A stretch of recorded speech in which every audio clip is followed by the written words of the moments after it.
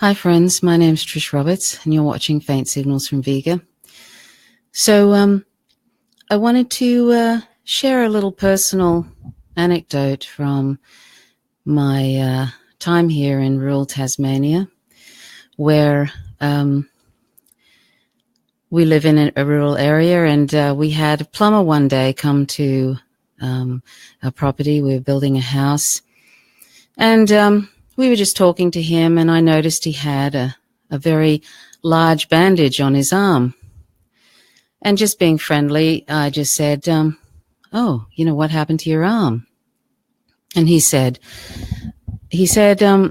well, I was slaughtering an animal and I missed them with my knife, and I cut myself really, really badly.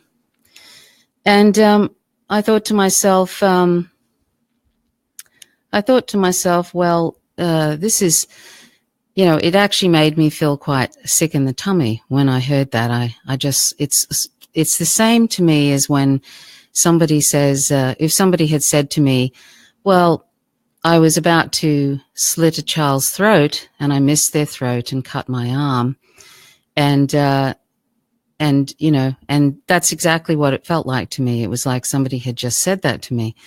Now, because we live in a non-vegan world, there's no point in me getting angry with him or anything, because we live in a non-vegan world where a lot of people think that it's normal for us to use animals and to kill animals.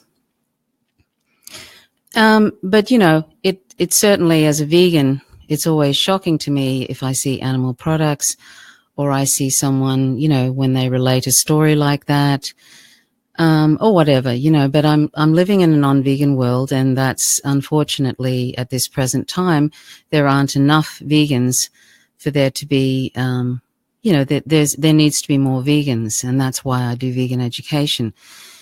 But, I was wondering, I often wonder, like, for example, if you were, say, standing beside that person when they were holding that sheep or that pig or that lamb, who are sentient beings, if they passed that knife to you and said, would you like to cut this animal's throat? And, would you like to have that experience?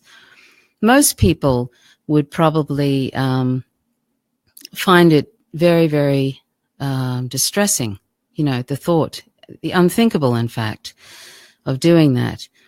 And that's the thing. It's like, in fact, if that animal was in distress, if you saw that animal running around and they were in distress or injured, you'd probably even want to sort of try and intervene to help them, because on a deep level, we recognize their sentience and they morally matter to us. Animals morally matter, and that's why we oftentimes, I've said this before, where we might hear about an animal escaping a slaughterhouse, and we almost like cheer them on and want them to be safe.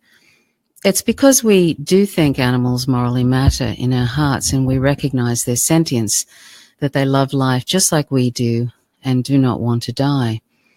And they relate to others and to the world. They love their young, and they just happen to be different from us.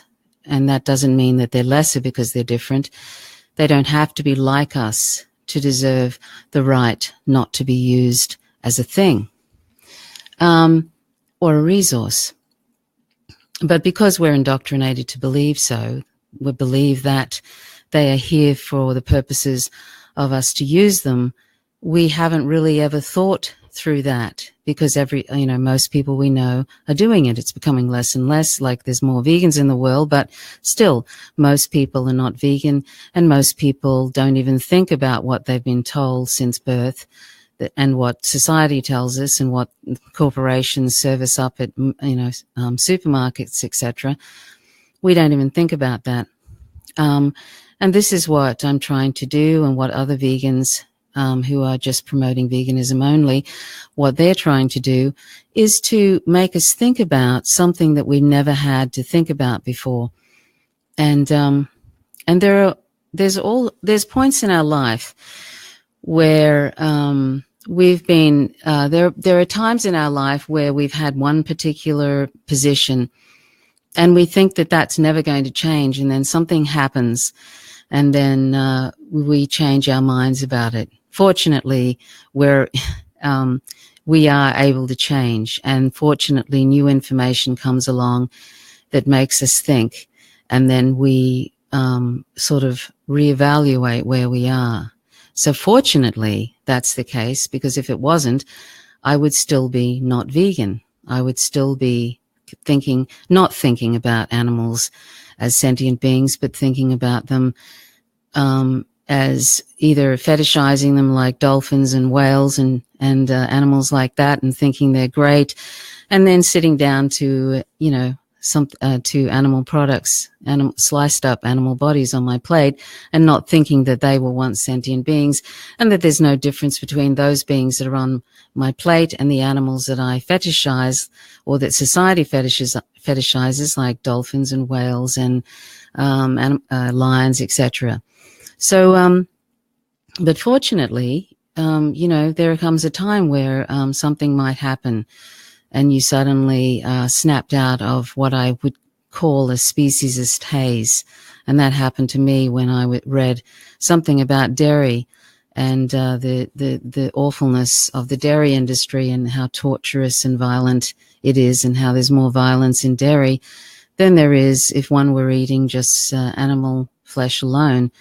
And I realized that if this sort of violence goes on in the dairy industry, it probably goes on in every industry, and ultimately those animals are killed. So I thought, well, I'm going to go vegan, even though I hadn't really, I didn't really have any vegan friends, but I knew of the word, and that's the best decision I've ever made. But I share that story with you about this man who had this tremendous cut on their arm. So it must have been a very sharp knife and a very long knife. And I thought about that poor sentient being being held there, and then having that knife go across that his or her throat, and then just bleeding out onto the ground. And that's probably what you might call, what people would refer to as humane killing. But there's nothing really humane about murder, or there's harm in any death, taking of a life.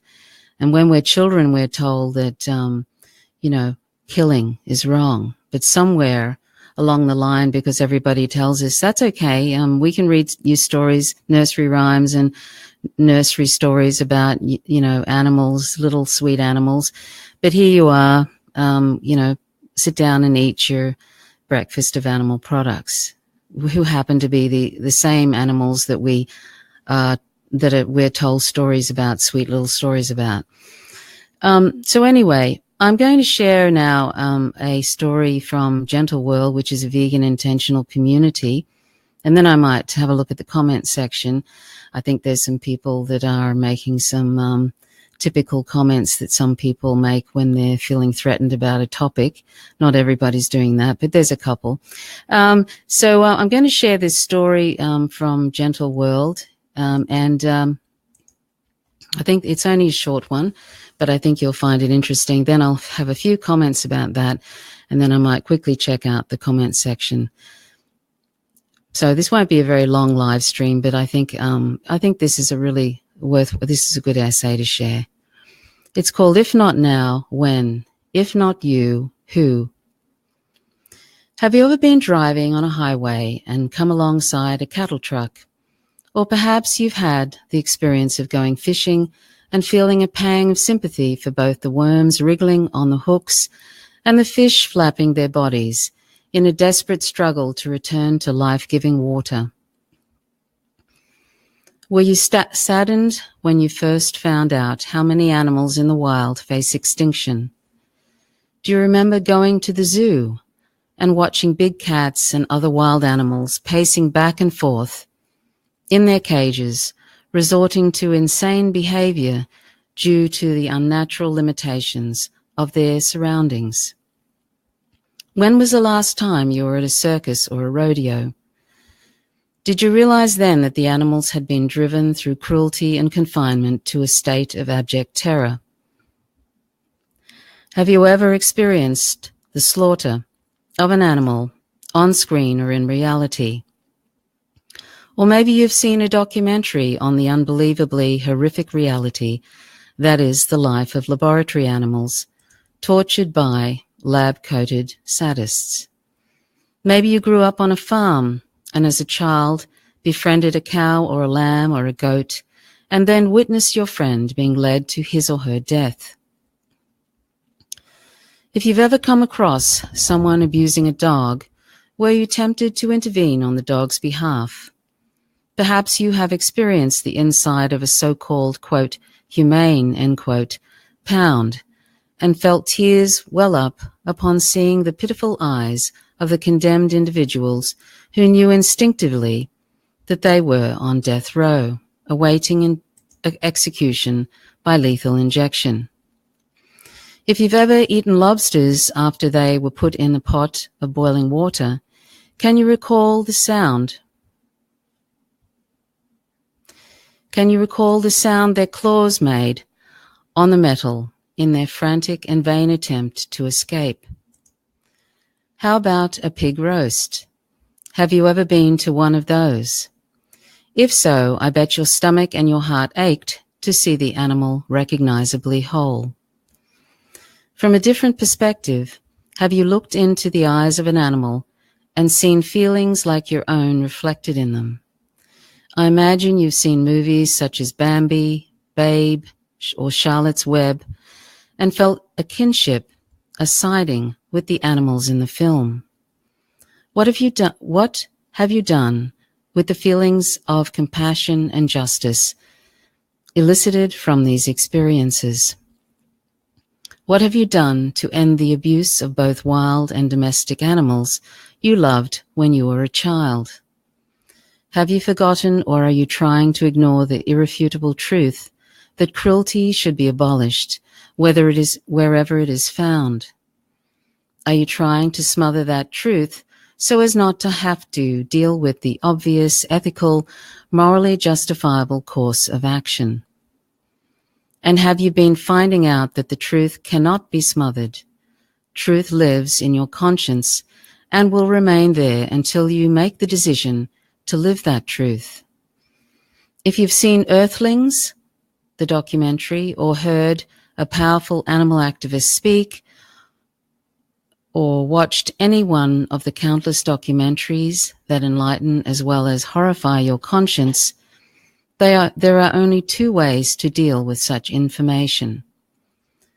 By ignoring the reality you just became aware of, or by resolving to do what you can to remove your own complicity, which means to stop eating, wearing, and using animals in your own daily life.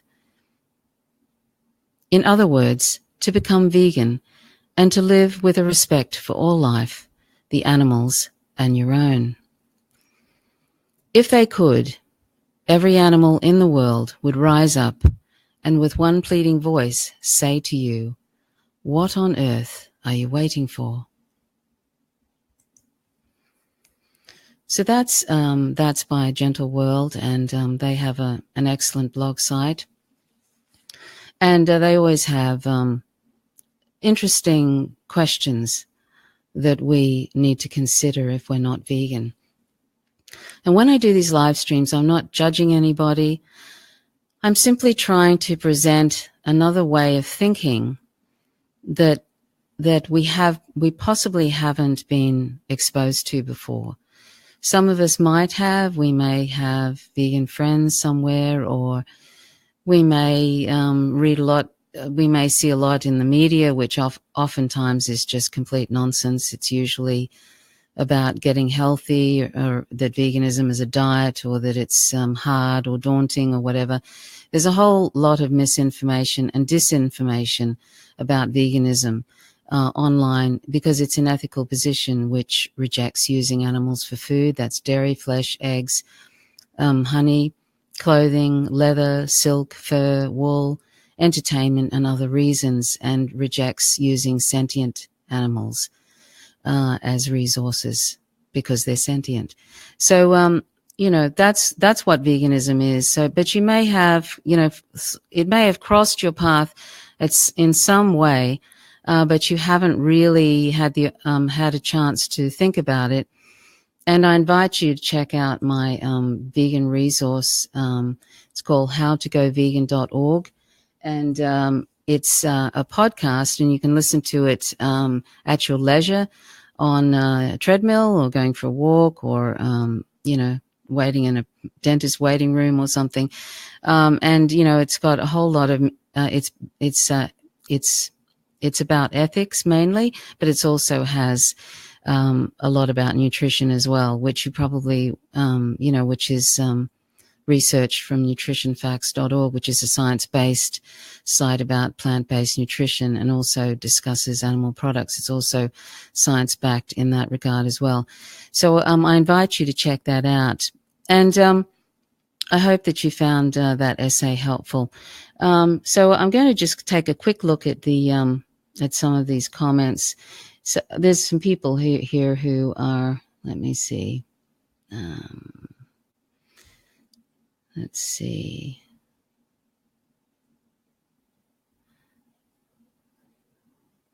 Somebody said, I wish I could go vegan. Well, you're very welcome to contact me, Gadia. Sorry, if I pronounced your name incorrectly. You can contact me at info@howtogovegan.org. It's really quite simple. All you have to do really is just make internalize the ethical position, and reading about, sort of reading and listening. You can check out my podcast if you like, and you can ask me questions. But and there's also another live stream I did. There's a few about veganism, but one is on this site is called Humane, What's in a Word, and I'll leave that. And I invite you to check that out, because it's just really a matter of, opening our minds. Some people, like there's some people in the comments section, they get defensive and they think they have to make clever comments or trolley-like comments because they don't know what to say, or they want to shut you down or belittle the topic. And that happens. But, there are a lot of people. For every one person who gets defensive like that, there are dozens who have been, on some level, have known what they are doing is wrong in some ways. On a deep level, you know that when you really think about it, you realize that that those animals on your plate have been killed. It's just that everybody is eating animal products. They're everywhere, and it's all seen as normal. It's normalized. But once upon a time, human slavery was completely normal. A few hundred years ago. I mean, it happens today, of course, sadly too. Now, I mean, it hasn't gone, but it was very widespread. A few hundred years ago, and everybody thought it was normal. And whole economies were built around human slavery. And then there were a group of people who realized that this was, that they saw that this was wrong. And even though I'm talking in this vegan live stream about non-human animals, but it shouldn't matter that they're another species, just like race, or sex or sexual orientation, or gender diverse people. It doesn't matter if somebody is different or a group is different to us.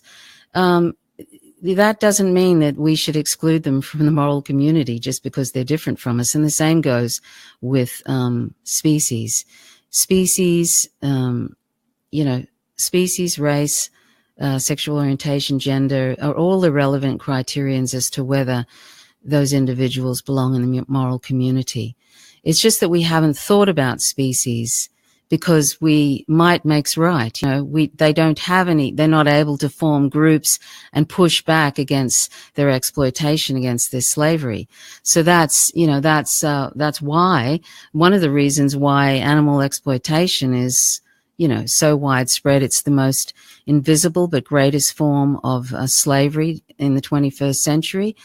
And it's completely, mostly taken for granted, although that's changing. There's more and more vegans in the world, and veganism is the 21st century's greatest social justice movement. It's a grassroots, non-violent movement, and it's growing exponentially. So, this is something that, as people, if we are for nonviolence and if we are for justice, then justice is not exclusive. So we need to include 99.99% of the planet's population in our moral concern. And just because they're not like us doesn't mean that they're lesser than us. And Kathy said, going vegan saves the animals, the lands, the waters, and the children of tomorrow. Tomorrow we will have a world. Go vegan. And that's very true, Kathy. There's so many benefits to going vegan. Of course, the most important reason to be vegan is because non-human sentient animals deserve the right not to be used as resources. But I mean, there are so many other, 51% of greenhouse gases are from animal agriculture. I've spoken about this more at length in other live streams. And also, there's hundreds of thousands of people dying from the consumption of animal products, and the amounts that we consume them is killing us. Antibiotics are becoming completely resistant because 80 to 85% of antibiotics in the US alone are fed to animals in animal agriculture, and so they're fed in sort of suboptimal amounts, so that the bacteria are becoming more and more like superbugs and resistant, and eventually all antibiotics will not work for us. We'll be back to the days before penicillin. There are so many. It's literally dozens and dozens of ancillary benefits of going vegan. It's something that, in some ways, people often go, oh, it's some sort of privilege to be vegan. It's actually, to not be vegan now is acting in a privileged way, because there are a lot of poorer countries who are growing grain, even though they're actually starving in those countries. They're growing grain and exporting it to to Western countries to feed animals, and it takes 7 pounds of grain to make 1 pound of beef. Huge amounts of grain. So, I mean, we're actually contributing to world hunger when we consume animal products. So how elitist and privileged is that? So that's something we need to think about. Let's see. So I think that's about all I'm going to. Somebody said here, look, not everyone is vegan. Stop pushing it, please. Well, that's true, Gary. Not everyone is vegan. I don't see vegan education is vegan education, just like any other education. When you're trying to bring an issue to people, that's what education is. And yes, not everyone is vegan, and that's what I'm trying to do, is to promote this very important social justice issue. And I'm not sure why anybody would have a problem with someone promoting nonviolence and justice. Do you, Gary? I don't. So, it's sort of like when people sort of say things like that, it's an interesting comment, and it's obviously pushing buttons for you, Gary, that you want me to stop talking about it, which is not going to happen.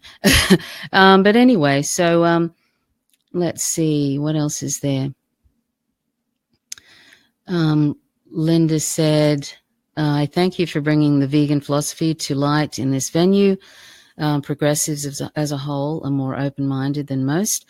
Yeah, well, that's I hope that's true. I think it's true.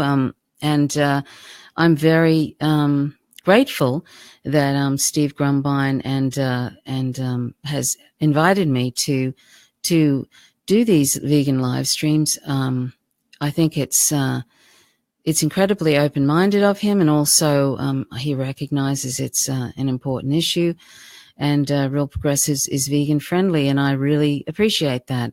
In fact, it's ironic that there are large animal organizations who are more interested in their bottom line, their profit margins, than they are in having somebody talk about veganism, because, you know, they're oftentimes afraid that if somebody talks about veganism, it might challenge their non-vegan donors, and so they don't want people talking openly about veganism.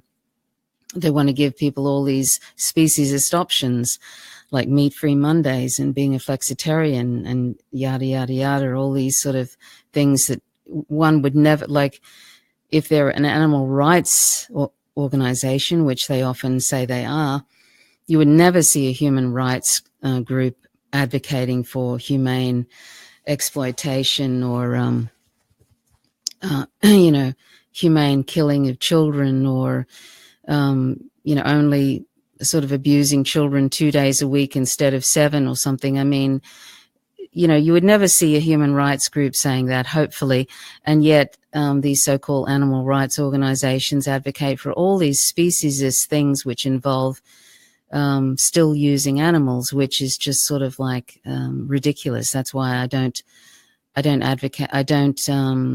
endorse any large animal groups, any groups really at all that are promoting all these speciesist positions, and that pretty much says it's pretty much all large animal organizations. So, you know, so it's actually a rarity to actually hear people talking only about veganism and ending our use of animals, not talking about how nicely we can treat them, which is what a lot of large animal organizations do. They're always talking about nicer ways of doing the wrong thing. So, you know, that's why I really appreciate this opportunity for to talk about this issue clearly, because it's very rare these days for people to talk about veganism clearly as an ethical position and as a rejection of animal use, period. Not any sort of happy animal slavery promotion or anything. So, let's see. I'll answer that question, Alan, in the comments section. He said, "Pity you aren't protesting about the system you live under. You accept capitalism, which is starving children to death, even as you preach indulgent nonsense." Well, I don't accept capitalism, and I've just talked about how if we're not vegan, we're actually contributing to world hunger. I'm protesting a system which is, it's actually not only killing 1 trillion land and aquatic animals each year, and we're the ones that are responsible for it if we're not vegan. But what happens also if we are not vegan is we're participating in 51% of greenhouse gases, and all that means, the hundreds of millions of climate refugees, and all the suffering and death that happens there, and the sixth mass extinction. I'd say that they're no small potatoes, Alan. And so it's protesting an exploitative system, which is also connected to other systems. It's also connected to capitalism, to patriarchy, you know, if we're exploiting the vulnerable, and that's what patriarchy tends to do. Living in a patriarchal society, we exploit the vulnerable, and we exploit you know, living in a capitalist and unfettered capitalist system, we're exploiting everything we can, and that includes human beings, and that includes enslaving people. And when you exploit one group, which is the most vulnerable, which happens to be non-human animals, that will not stay in a vacuum, Alan. It will. Those attitudes always expand, and that's what's happened. We have now all sorts of we have neo-slavery in the industrial prison systems, the private prison systems in the United States. We have legal slavery actually in certain parts of the world now. Saudi Arabia, I think, supports.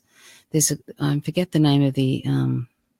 I read about it the other day, but anyway, there's actual people being sold now, and it's all related. All forms of discrimination are related and cause violence. Speciesism equals sexism equals racism equals heterosexism equals classism equals ableism. They're all forms of all faces of the same ignorance. They're all forms of violence, and where you have one form, you'll have all forms. So, Alan, if we claim to be for nonviolence and justice, then we need to start thinking about becoming vegan, because all these various forms of violence are related. And also everything I've mentioned, all the ancillary benefits of veganism. If you say that you are for, if you say that you want to address climate change, then the first thing one has to also be is vegan. But the most important reason to be vegan that I keep saying is because non-human animals are sentient. They don't have to be like us for us to for us to give them the right they deserve, which is not to be used as a thing. So let's see what else we have here, and then I'm going to wrap it up. So anyway, if you have any other questions that you would like to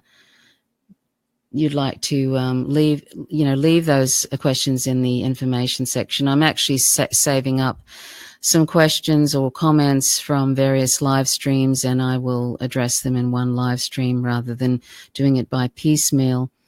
Gandia says going vegan will have a bad effect on capitalism anyway. Yeah, well, the thing is, you see, that when there's more vegans in the world, Gandia, that the market is already recognizing that there are more vegans, and you'll find now more accidentally vegan options in supermarkets. Not that you need to buy pre-made products or anything. I never really very rarely do I ever buy pre-made products, vegan products. There's accidentally vegan ones and there's vegan ones. But there's more and more. The market just is, it serves demand. If there's a demand for vegan products, then capitalist markets will take up that demand, and they'll start supplying those products. So if most people became vegan on the planet, then if we still have a capitalist system, markets will be supplying vegan products. I mean, they always exploit a niche, and that's what's happening now. I mean, there's even large, chains are actually, making vegan products. It's quite amazing. If you actually search online, you'll find lots and lots of different large companies are now providing vegan products that you would never have thought would have done so. So, yeah, that's what the market does. It's just demand, and supply. That's what will happen in the future. There'll be more and more vegan products if people want to buy pre-made products. So really that's really, I think I'll just wrap it up here. Let's see, there's one more one here. Let's see. It's a very long one. Just to let you know, Jennifer, that veganism isn't a diet. It's not about diet. It's an ethical position like any other ethical position, and like against anti-racism or anti-sexism. It's against speciesism. So it's just like any other ethical position. No lesser, no more important, but it definitely is important because it's something that needs to be addressed. So yes, and that's true, Kathy. The vegan community is growing. That's very true. which is very heartening. And it's not some fringe philosophy. It's not some fringe thing. It's not some crazy diet. It's not unhealthy by any stretch of the imagination. It's not unhealthy whatsoever. In fact, it's far more healthy. A balanced plant-based diet is incredibly healthy. And I'll leave a link to nutritionfacts.org, and I invite you to subscribe to nutritionfacts.org. It's not a vegan site. It's a plant-based nutrition site, site based on science, and you'll see how unbelievably healthy it is, but also how delicious it is. I mean, it's not rabbit food. People like to make out that it's some sort of rabbit food. There's so many different cuisines now. It's absolutely delicious. Indian, Moroccan, all sorts of, it's fantastic. So, there's you're not sacrificing anything. You're not missing out on anything. And oftentimes vegans will say, the only thing I regret about going vegan is that I didn't become vegan sooner. That's really what any vegan I've ever spoken to who's gone vegan for ethical reasons, which is what veganism is, that's what they say. So I think that's about it. And thank you so much for watching. I appreciate it. And I hope that you'll join me again, and you can subscribe to my channel if you want. I've got the information in the frame. And but I'm on here every so often, and if you don't catch the live stream, you might be able to catch up on some of the live streams I've done. So thank you so much for watching. My name's Trish Roberts. You're watching Faint Signals from Vega. Till next time. Bye for now.